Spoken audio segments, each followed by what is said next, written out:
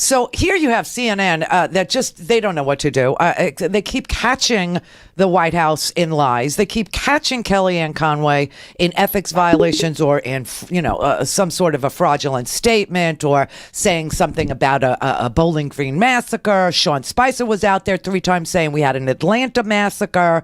None of these things have happened, and nobody knows what to make of this new administration. And you know what? It's so simple. Just say he's a bold-faced world heavyweight champion liar. He's doing it to consolidate his power. He's threatening the judiciary because it's the only independent branch of government left. You've got the Republican House, the Republican Senate that's willing to do anything he wants because the nominees who he has put up have contributed to their campaigns. Betsy DeVos gave money to every single senator who confirmed her. Every single senator who confirmed her received a campaign donation from her. Okay?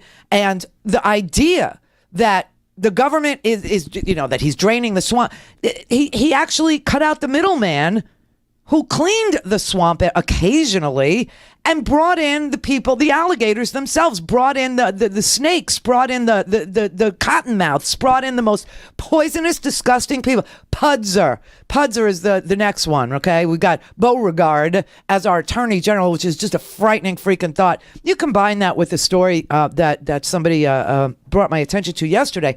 And of course, the caller got it wrong. They said it was the Federal Election Commission that was, obliterated by an act of Congress quietly. That's not what happened. It was the branch. It was an independent organization that is responsible for maintaining and vouching, certifying the integrity of our voting machines. That's what Congress quietly voted to defund. The part of government that maintains our voting machines. So you have all these groups now up in arms. You have the NAACP.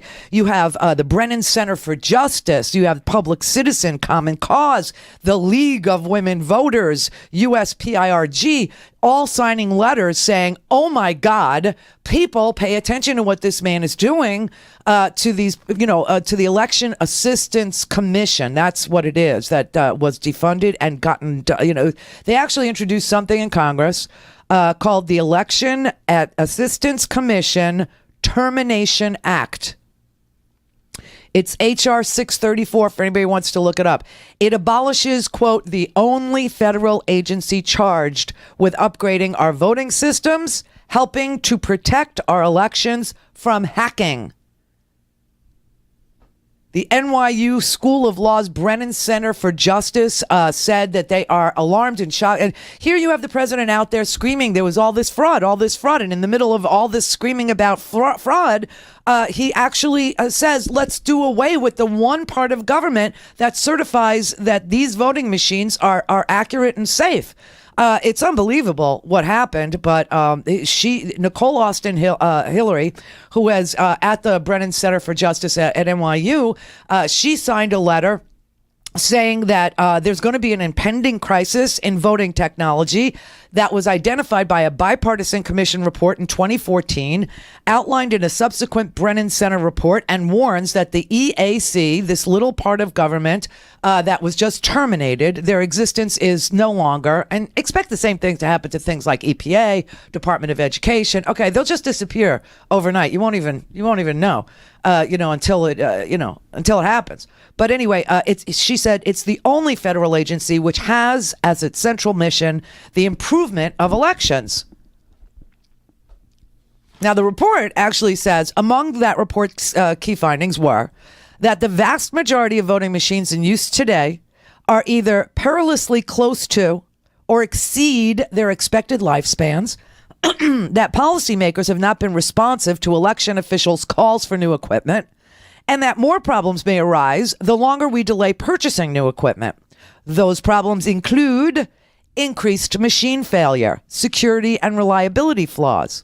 When these vulnerabilities are coupled with the credible reports that Russian cyber criminals already attempted to access state voter registration systems, insecure voting machines can place our democracy at serious risk, at the very least, of a loss of public faith in our elections.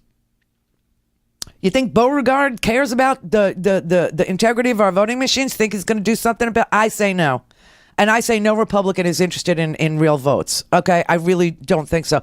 And then beyond doing away with the EAC, the only federal agency which has its central mission to improve the quality of our elections, they also did away with public financing of presidential elections. No more public financing.